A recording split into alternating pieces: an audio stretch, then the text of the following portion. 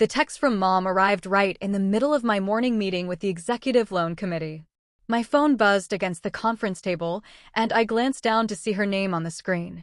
I probably should have ignored it, but ignoring Mom is like ignoring a fire alarm. You can try, but you're going to regret it. Important. Dinner Saturday at Harbor View Country Club. Emily's boyfriend Lucas is bringing his parents, the Morrisons. Real estate developers. Own half the city. Do not embarrass us. Wear something nice. Be on your best behavior. This is non-negotiable. I stared at the message while our chief credit officer droned on about risk assessments on commercial real estate portfolios. The Morrisons. Morrison Development Group. The same Morrison Development Group currently under review for a $340 million construction loan for their waterfront mixed-use project. A loan I had personally been evaluating for the past 6 weeks. A loan that would go before the final approval committee, which I happen to chair, in exactly 3 days. But before I tell you the rest of the story, please like and subscribe to the channel and comment your country below. Now, let's start. My assistant, Sarah, caught my expression from across the table. She slid me a note on a yellow sticky. Everything okay? You look like you just saw a ghost. I wrote back without looking up. Family thinks I'm going to embarrass them in front of people whose $340 million loan I'm about to approve or deny. She covered her mouth with her hand to hide her smile, then pretended to cough. The chief credit officer kept talking. Nobody else noticed a thing. After the meeting, I walked straight to my corner office and called our VP of Commercial Lending, Michael Chin, no relation. Even though we share the same last name, people always ask. He picked up on the first ring. Michael, the Morrison Waterfront Project. Where are we? Final review is Monday, he said. And they're sweating, Kate. I mean, really sweating. This is their biggest project ever. Without this loan, the whole deal collapses. They've got millions in pre-construction costs already sunk. I leaned back in my chair and looked out at the San Francisco skyline. What's your recommendation? Approve with conditions. Strong collateral. Proven track record. Market analysis is solid. But they need to restructure the payment schedule and provide additional personal guarantees. I've got the revised terms on your desk. Set up a meeting. Friday at 2 p.m. I want to discuss terms myself before the approval committee. You got it, Michael said. Then he paused. This is a big one, Kate. Morrison Development has been with us for 20 years, but this project could make or break them. No pressure. I hung up, looked at Mom's text again, then typed back, I'll be there. Her reply was immediate. Thank God. Please dress appropriately. These people are important. Lucas's father is very successful. Don't talk about work. You know how you can be. Just smile and nod. I knew exactly how I could be. I'm Catherine Chin, Executive Vice President and Chief Lending Officer at Pacific National Bank. 38 years old. Responsible for $12 billion in commercial loan portfolios. I decide whether projects worth hundreds of millions of dollars get funded or die in committee. But to my family, I was just Kate, the boring one who worked at a bank, the one who never married, the one who didn't have children, the disappointment. If you're enjoying the story so far, go ahead and hit that subscribe button right now. It really helps the channel, and I've got plenty more where this came from. Seriously, tap subscribe and don't forget the bell icon. You won't want to miss what happens next. Now, back to the story. I grew up in San Francisco, the second daughter of Chinese immigrants who'd built a successful medical supply business from absolutely nothing. My older sister, Emily, was everything my parents wanted.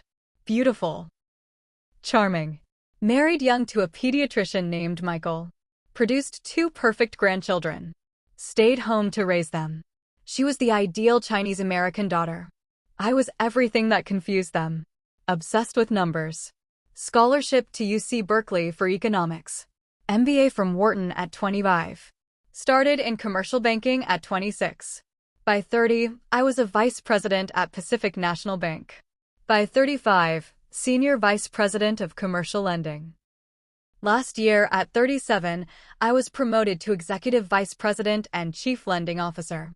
One of the youngest people ever to hold that position at a major regional bank. I oversee a team of 60 lending officers. I approve or deny loans ranging from $10 million to $500 million. I sit on the bank's executive committee. I make $850,000 annually, plus bonuses that push my total compensation over $1.2 million. Last year alone, I approved $4.3 billion in commercial loans. I maintained a default rate of 0.3%, well below industry standards. I was featured in American Banker magazine's 40 Under 40. Banking Journal called me one of the most influential commercial lenders on the West Coast. My parents' response to all of that? That's nice. Emily's daughter made honor roll. Emily was my mother's favorite. Always had been. The pretty one. The social one. The one who understood that being a good daughter meant marriage and grandchildren. I was the disappointment.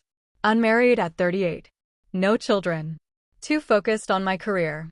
Too aggressive. Not feminine enough. Every family dinner was a reminder of everything I wasn't. Kate, when are you going to settle down? Kate, you can't work forever. Kate, Emily's life is so fulfilling. Don't you want that? I'd stopped trying to explain that my life was fulfilling. That I loved my work. That I was successful beyond anything they understood. Because they didn't want to understand. Emily married Michael, a pediatrician making $280,000 a year. They lived in a nice house in the suburbs. 2 kids. Country club membership. PTA involvement. My parents bragged about them constantly. I made $1.2 million a year. Owned a penthouse in Pacific Heights worth $3.8 million. Drove a Porsche. Sat on the boards of 2 nonprofit organizations. Had been invited to speak at the Federal Reserve's annual banking conference. My parents mentioned none of it. Because in their world, Emily's life mattered. Mine was just work. Emily had been dating Lucas Morrison for about 6 months now. Every conversation with Mom somehow circled back to Lucas. Lucas took Emily to this exclusive restaurant. Lucas's family has a house in Napa. Lucas drives a Mercedes. Such a successful young man. I'd met Lucas once at a family barbecue. Pleasant enough. Mid-30s. Worked for his father's development company. Seemed genuinely fond of Emily. But to hear Mom tell it, Emily had won the lottery. His parents are real estate royalty, Mom said over lunch 2 weeks ago. Morrison Development Group. They've built half the new construction in the Bay Area. The family is worth hundreds of millions. That's impressive, I said, not mentioning that I'd reviewed Morrison Development's financials extensively during my evaluation of their loan application. Not mentioning that I knew exactly how much debt they were carrying. Not mentioning that without my approval, their big waterfront project was dead in the water. Emily is so lucky. Lucas is going to propose soon. I can feel it. That's wonderful. You should try to meet someone, Kate. You're not getting younger. I'm 38, Mom. Not ancient. Emily was married at 26. Had her first child at 28. You're 12 years behind. I'm not behind. I have a different life. A lonely life. I paid for lunch and left. Now Mom was planning this dinner at the country club. A chance to impress the Morrisons. To show them that Emily came from a good family. And I was supposed to sit there quietly, not embarrass anyone, smile on cue, and let Emily shine. While I held the future of their company's biggest project in my hands. The irony was almost too much. Friday at 2 p.m., I met with Michael and the Morrison development team in our main conference room on the 31st floor. The room had floor-to-ceiling windows overlooking the bay. I'd chosen it intentionally. Power move. Robert Morrison arrived first. CEO. Late 60s. Silver hair. Built Morrison Development from nothing 40 years ago. He looked nervous. His son, David Morrison, came next.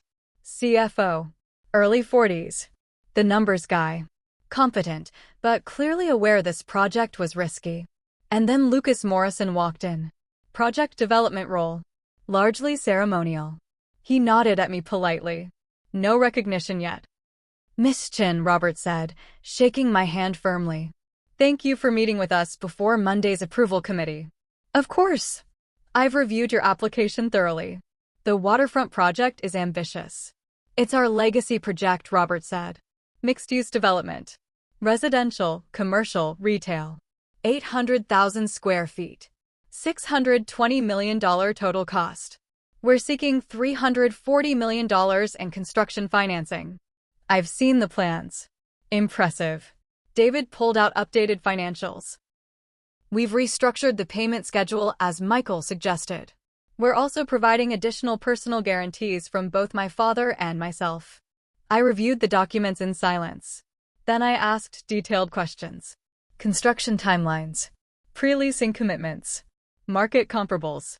Contingency plans. Exit strategies. I watched their faces as I drilled down. Robert held steady. David took notes. Lucas sat quietly and contributed nothing. Clearly not involved in the actual business operations. After 90 minutes, I closed my folder and looked them straight in the eye. Gentlemen, here's where we are. Your track record is solid. The project has merit. The market analysis supports the concept. But this is the largest project Morrison Development has ever attempted. 3 times larger than anything you've previously completed. Robert nodded. We're aware of the risk. Are you? Because if this project fails, it takes down your entire company. 20 properties as collateral. Your personal wealth. Everything you've built. We believe in this project. Belief isn't enough. I need certainty. I need ironclad construction contracts. I need pre-leasing commitments at 40% before we release final construction draws. I need monthly financial reporting with penalty clauses if you miss benchmarks. David was writing furiously. We can agree to those terms. Then I'll recommend approval to the committee with the conditions outlined. We'll structure this as a phased release. $85 million per quarter, contingent on meeting construction and leasing milestones. No exceptions. Robert exhaled.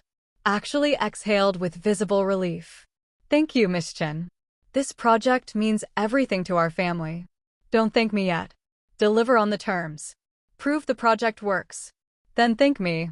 As they packed up their materials, Lucas approached me. Miss Chen, I'm dating Emily Chen. Are you related? She's my younger sister. His eyes widened. You're Kate? Emily's sister Kate. That's me. She never mentioned you worked here. At Pacific National. In lending. She probably doesn't know the details. We don't discuss my work much. But you're approving our loan? If the committee agrees with my recommendation, yes. He looked stunned. Does Emily know? I doubt it. Robert had overheard the exchange and approached. You're Lucas's girlfriend's sister? I am. Remarkable. He shook my hand again. Lucas never mentioned Emily's sister worked in commercial lending, let alone as chief lending officer of our bank. It doesn't usually come up at family dinners. Robert laughed. Well, we're having dinner with your family tomorrow at Harborview. I believe your mother has been coordinating extensively. I know. She texted me extensive instructions on appropriate behavior. She also bought me a dress. I'm not wearing it. Robert laughed even harder. I look forward to seeing you there. Though I suspect the power dynamic has shifted considerably. After they left, Michael came into my office and closed the door. That was the Morrison Group's project? Yes. And Lucas Morrison is dating your sister? Apparently so. Does your family know you're approving their loan? I sighed. My family thinks I'm a mid-level bank employee who processes paperwork. They have no idea what I actually do. Mom asked me last Christmas if my promotion meant I got dental insurance.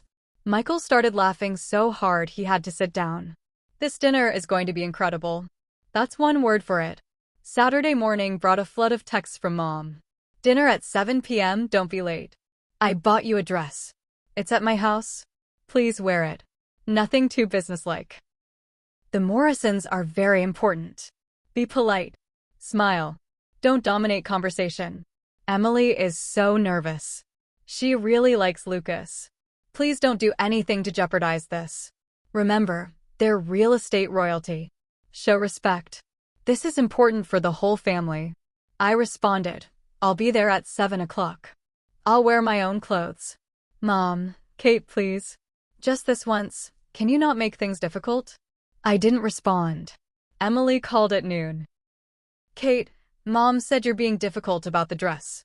I'm wearing my own clothes, Emily. Why can't you just cooperate? This dinner is important to me. I understand that. Do you? Because Lucas's parents are incredibly successful. They're judging our family. And you always make things awkward. Awkward how? You know how. You talk about work stuff nobody understands. You don't know how to do small talk. You're too serious. Too intense. Can you please just be normal for one night? I'll try to behave appropriately. Please do. I really like Lucas. I don't want you ruining this. She hung up before I could respond. I sat in my penthouse looking out at the city. At the skyline I'd helped finance. At the buildings Morrison Development had built with loans I'd approved years ago. And I decided something in that moment. I was done being small. Done pretending I was less than I was. Done protecting my family's feelings at the expense of my own dignity. Tonight, they'd see exactly who I was. Whether they liked it or not. I arrived at Harborview Country Club at 7 p.m. sharp. I was wearing a black silk blouse, tailored charcoal pants, and the Cartier watch I'd bought myself last year after closing a record quarter. Professional. Elegant. Powerful. The valet's eyes widened when I pulled up in my Porsche 911. Good evening, ma'am. Good evening. Inside, the host recognized me immediately. Miss Chin. Welcome back. Your family is already here. The Morrison party as well. Thank you, James. He led me through the main dining room to a private room with floor-to-ceiling windows overlooking the bay. The table was set for 8. Mom, Dad, Emily, and Lucas on one side. Robert Morrison, his wife Catherine, and David Morrison on the other. They all turned when I entered. Mom's face fell when she saw my outfit. Kate, I bought you a dress. I'm wearing this. Emily looked panicked. Lucas looked uncomfortable. Robert Morrison stood up immediately and smiled broadly. Miss Chin. Good to see you again. The room went silent. Mom blinked rapidly. You know each other? We met yesterday, Robert said warmly. Miss Chin is the Chief Lending Officer at Pacific National Bank. She's handling our waterfront project financing. You could have heard a pin drop. Emily's voice came out faint and shaky. Kate, you met Lucas's father? We had a meeting. Discussed the $340 million construction loan for Morrison Development's waterfront project. Mom's mouth opened, then closed. No sound came out. Robert, bless his heart, seemed to be thoroughly enjoying this. Miss Chin was very thorough. Asked excellent questions. We're grateful for her expertise. Catherine Morrison extended her hand. She was elegant, warm, and clearly the kind of woman who'd seen everything. I'm Catherine. Lovely to meet you officially, Miss Chin. Please call me Kate. Only if you call me Catherine. We sat down. The dynamic in the room had shifted completely. Mom was staring at me like I'd grown a second head. Dad looked confused, which was his default state at any family gathering. Emily was pale as a sheet. Lucas leaned over and whispered something to her. Her eyes got even wider. Emily, Lucas said quietly, you never mentioned your sister worked at Pacific National. I didn't know she was senior management. She's the chief lending officer, David Morrison added. One of the youngest in the bank's history. I researched her after our meeting yesterday. Featured in American Banker. Approved over $4 billion in loans last year. Maintained one of the lowest default rates in the industry. She's kind of a big deal. Emily turned to me. You approved $4 billion in loans? Last year, yes. This year, I'm tracking slightly ahead of that. Mom finally found her voice. Kate, you never told us you were a chief lending officer. I did tell you. Multiple times. You said, that's nice, and changed the subject to Emily's children and their piano recitals. The awkwardness was so thick you could have carved it with a knife. Robert, the consummate businessman, tried to ease the tension. Well, we're delighted to be working with Kate. The waterfront project is Morrison Development's most ambitious undertaking. Having someone of Kate's caliber overseeing our financing gives us tremendous confidence. The approval committee meets Monday, I said calmly. I'll be recommending approval with the conditions we discussed. Wait, Emily interrupted. You're approving their loan? You're the one who decides. I chair the committee, yes. The final vote is Monday, but my recommendation carries significant weight. Lucas looked at Emily. You really didn't know? She never talks about work. I thought she was just, I don't know, a loan officer or something. I am a loan officer, I said with a small smile. Just a very senior one. The waiter arrived. We ordered. The tension remained thick enough to cut. Catherine, socially adept as ever, tried to normalize the conversation. Kate, how long have you been at Pacific National? 12 years. Started as an analyst. Worked my way up. That's impressive. Banking is challenging for women, especially in senior roles. It has its moments. Robert jumped in. What Kate's being modest about is that she's transformed Pacific National's commercial lending division. I've been banking with them for 20 years. Never seen someone with her combination of financial acumen and risk assessment. She caught 3 potential issues in our waterfront project that our own analysts missed. David nodded. The parking ratio calculations were off. The retail space projections were overly optimistic. And the construction timeline didn't account for potential supply chain delays. All valid concerns. We've addressed them. I know, I said. I reviewed your updated materials. Much stronger. Mom was watching this exchange like it was in a foreign language. Emily's face was getting redder by the minute. Kate, why didn't you tell us you did this kind of work? I did tell you. At Christmas dinner last year, I mentioned I'd been promoted to Chief Lending Officer. You asked if that meant I got better dental insurance. Lucas coughed and tried not to laugh. Mom looked horrified. But you never said you approved hundreds of millions of dollars in loans. What did you think Chief Lending Officer meant? I thought it was just a title. Like assistant manager at a store. Robert choked on his wine. Catherine looked absolutely astounded. Mrs. Chin, Robert said carefully, your daughter holds one of the most powerful positions in regional banking. She decides which projects get funded and which don't. She controls billions of dollars in lending authority. She's not an assistant manager. Dad finally spoke. How much do you make, Kate? Dad. No, I'm serious. How much? I sighed. My base salary is $850,000. With bonuses, total compensation is usually between $1.20 and $1.5 million annually. Silence.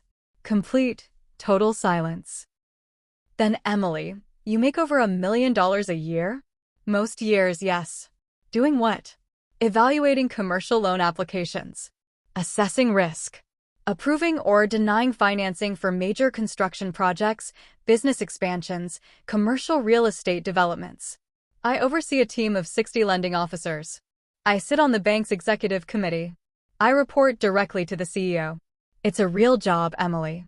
It's just not one you ever bothered to understand. Mom set down her fork with a clatter. And you never thought to mention this? I mention it constantly. You never listen. That's not fair, Kate. Isn't it? At every family dinner, you ask about work. I tell you about major deals I'm closing, projects I'm evaluating, promotions I've received. You nod and change the subject to Emily's children or Dad's golf game. After a while, I stopped trying. What was the point? Emily looked wounded. I ask about your work. You ask if work is going okay. When I try to explain what I actually do, your eyes glaze over and you wait for me to finish so you can talk about Lucas or the kids. That's not true. Emily, 3 months ago, I told you I'd approved financing for the new hospital expansion downtown. You asked if that meant I knew any single doctors. You weren't listening. You've never listened. Lucas was staring at his plate. The Morrisons looked fascinated and deeply uncomfortable in equal measure. Catherine reached over and squeezed my hand under the table. A small gesture. But it meant everything. Well, Catherine said brightly, Kate, we're grateful you're working with Morrison Development. Robert has been stressed about this project. Knowing you're overseeing it gives me peace of mind. The project is solid. Once the committee approves on Monday, you'll be able to move forward. Is there any doubt about approval? David asked. There's always doubt until the vote happens. But given the revised terms and additional guarantees, I expect it to pass. I wouldn't have recommended it otherwise. Robert raised his glass. To Kate. And to successful partnerships. We toasted. Mom looked like she might cry. Dad looked like he was doing complicated math in his head. After dinner, Catherine invited me to join her on the terrace while the men discussed construction details. Emily followed us out. Uninvited but determined. Kate, Emily said as soon as we were outside, why did you let us think you were just ordinary? I never said I was ordinary. You assumed it. But you never corrected us. I tried. Repeatedly. You didn't want to hear it. Catherine watched this exchange with the analytical eye of someone who'd spent decades navigating social dynamics. If I may, she said gently, I think the issue isn't what Kate did or didn't say. It's what your family chose to hear. Emily bristled. That's not fair. Isn't it? Kate just said she mentioned her promotion to chief lending officer, and your mother asked about dental insurance. That's not mishearing. That's not listening. That's choosing not to hear. We didn't know it was important. Why wouldn't your sister's career be important? Emily had no answer. Catherine continued, her voice kind but firm. I've spent my whole life in business alongside my husband. I've watched women diminish themselves over and over again to make others comfortable. I've done it myself more times than I can count. But Kate didn't diminish herself. She told you who she was. You chose not to believe her. We didn't choose anything. You chose to believe that success looked like your life. Marriage. Children. Social status through a husband. When Kate achieved success differently, you dismissed it as just work. Because acknowledging her success would mean confronting your own choices. And that's uncomfortable. Emily's eyes filled with tears. That's not true. Isn't it? You're dating Lucas Morrison. All evening, your mother has talked about how successful the Morrison family is. How lucky you are to be with Lucas. But your sister? She's the one approving the loan that will determine if Morrison Development succeeds or fails.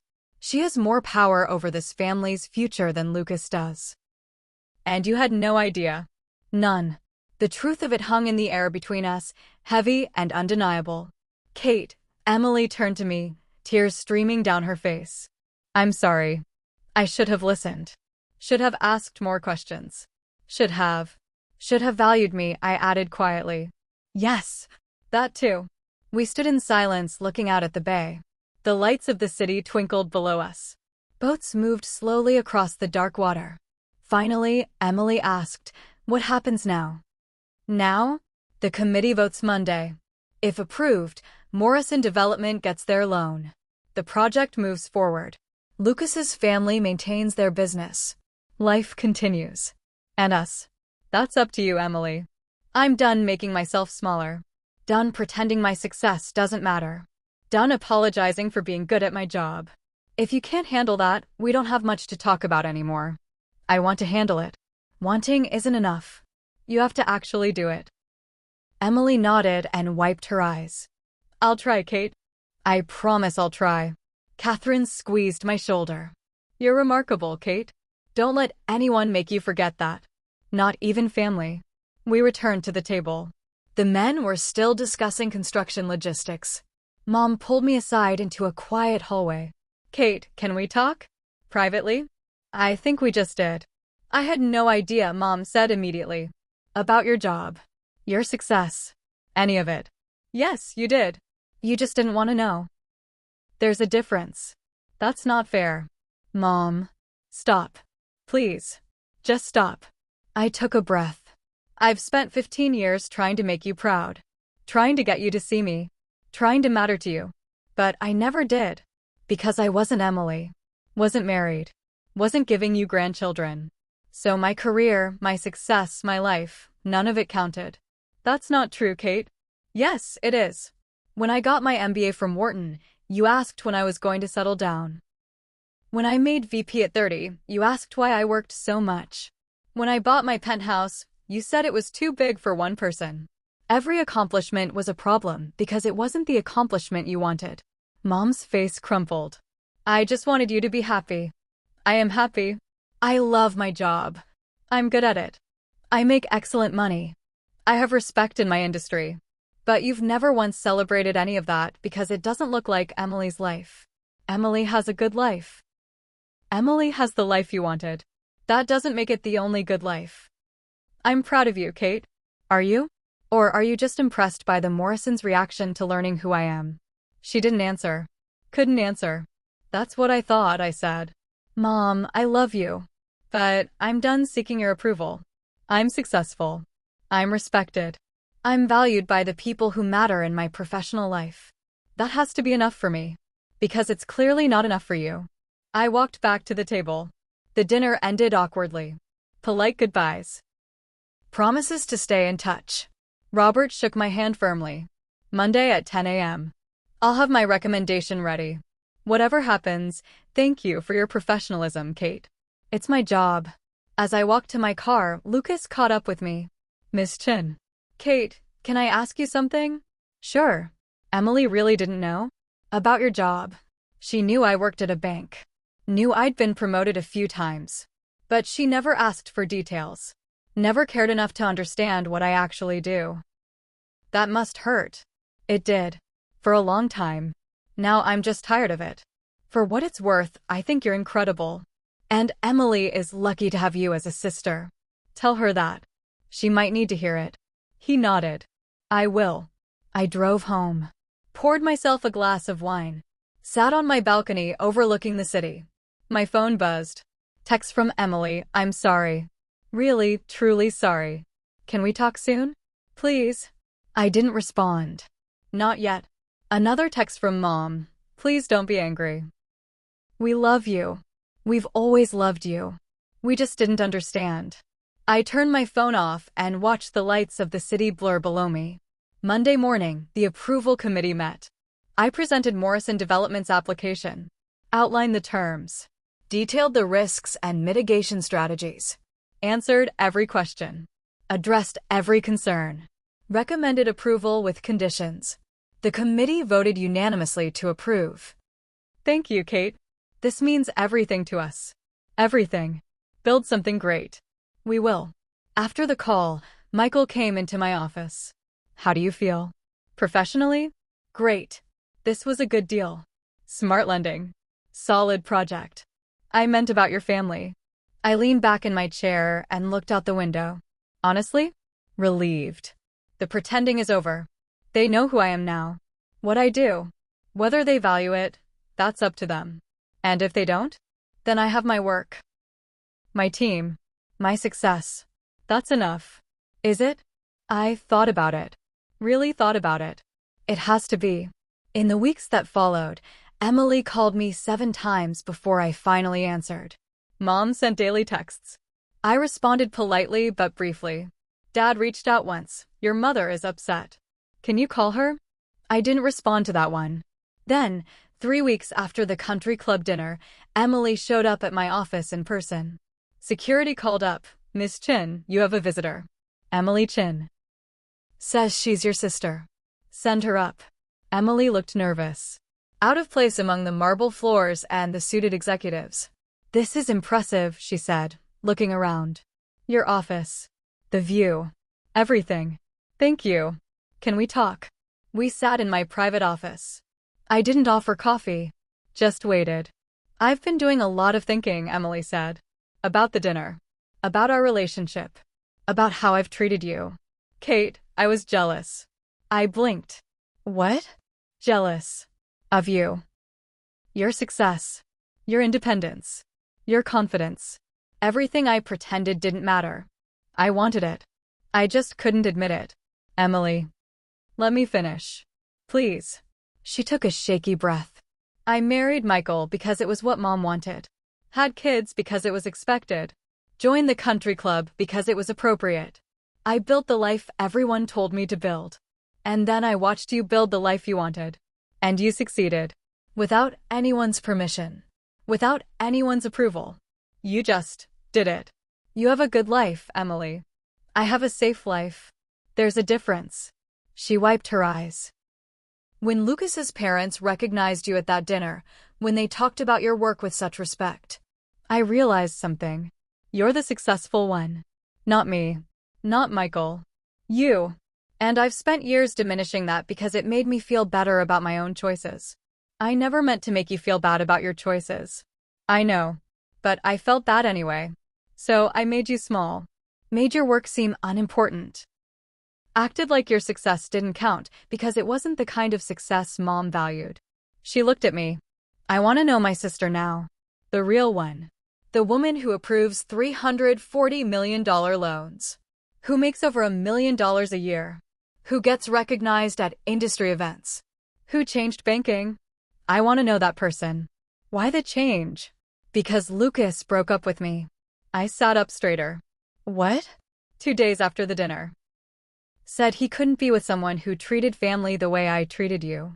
Said if I could dismiss my sister's accomplishments that easily, I'd dismiss his too. He was right, Kate. He was completely right. Emily. I'm sorry. Don't be. I needed that wake-up call. Needed to see what I'd become. Someone who tears others down to feel successful. That's not who I want to be. We sat in silence for a long moment. Then Emily asked, can we start over? Can I learn who you actually are? Not who I thought you were. Not who I wanted you to be. But who you really are. That's going to take time. I have time. She reached across and took my hand. And Kate? I'm proud of you. I should have said that years ago. But I'm saying it now. I'm proud of you. And I love you. It wasn't forgiveness. Not yet. But it was acknowledgement. Recognition. The beginning of something real. Thank you, Emily. Can I buy you lunch? Let you tell me about your work? Actually listen this time. I checked my calendar. I have an hour. She smiled. That's a start. 6 months later, the waterfront project was 30% complete. Morrison Development hit every milestone, every payment schedule, every benchmark I'd required. Robert called quarterly to update me. Catherine and I had become genuine friends. We had lunch once a month, just the two of us, talking business and life and everything in between. And Lucas? He and Emily got back together. Slowly. Carefully. With the understanding that Emily was working on herself. Really working. Therapy. Journaling. The whole thing. Mom was thrilled, of course, but for once, she kept her opinions mostly to herself. Mom and Dad came to my office for the first time. I gave them a tour of the executive floor. Introduced them to my team. Showed them where I worked. Dad stood in my corner office looking out at the city skyline. This is really something, Kate. Thank you, Dad. I'm sorry I didn't understand. Didn't value what you were building. I know. Can you forgive me? I looked at him. At my mother standing nervously by the window. At these two people who had given me life, but had never quite understood the person that life had become. I'm working on it, I said. And I meant it. Mom touched my arm. We're proud of you, Kate. I know we should have said that years ago. But we're saying it now. We're so proud of you. It meant more than they probably knew. 1 year after that dinner, Morrison Development completed the waterfront project. On time. Under budget. Fully leased. The opening gala was spectacular. City officials. Business leaders. Media coverage. Champagne. Speeches. A string quartet playing something elegant in the corner. Robert gave another speech. This project succeeded because of many people. But I want to specifically acknowledge Kate Chin, Chief Lending Officer at Pacific National Bank. She believed in this project when others didn't. She asked the tough questions that made us better. She structured financing that protected both the bank and our company. Kate, will you stand? I stood. The room applauded. My family was there. Mom, Dad, Emily, Michael, Lucas. All of them standing. All of them applauding. Seeing me. Finally, completely seeing me. After the event, we had dinner together. All of us. At a small Italian place in North Beach that I loved. No country club. No private room. Just family. To Kate, Dad raised his glass. Who built something extraordinary. Who succeeded beyond anything we imagined. Who never gave up on herself. Even when we gave up on her. To Kate, everyone echoed. I looked around the table. At the family that had dismissed me for so long. That had finally learned to see me. It wasn't perfect. The years of being ignored didn't just disappear. The wounds didn't heal overnight. But it was something. Acknowledgement. Respect. The beginning of real relationships. "Thank you," I said quietly, "for finally understanding." "Thank you," Emily responded, "for not giving up on us." And that, more than any loan approval or professional success or industry award, felt like victory. Not because they had changed, but because I had refused to. I had stayed exactly who I was. Powerful. Successful. Undiminished. And eventually, they had been forced to see it. Before we go, if you made it this far, you're exactly the kind of viewer I love. Hit that subscribe button if you haven't already. Tap the like button. Leave a comment telling me about a time you had to stand up for yourself. I read every single one. Thanks for watching. Now go be undiminished. The truth I learned through all of this is simple. You don't need validation from anyone. You just need to speak your truth. Consistently. Confidently. Until even the people who don't want to hear it can no longer ignore it. I am Kate Chin, Chief Lending Officer, Power Broker, Success Story. And nothing, not family dismissal, not societal expectations, not anyone's narrow definition of success, can change that. I built my empire. One loan at a time. One decision at a time. One moment of refusing to be small at a time. And now, finally, everyone knows it.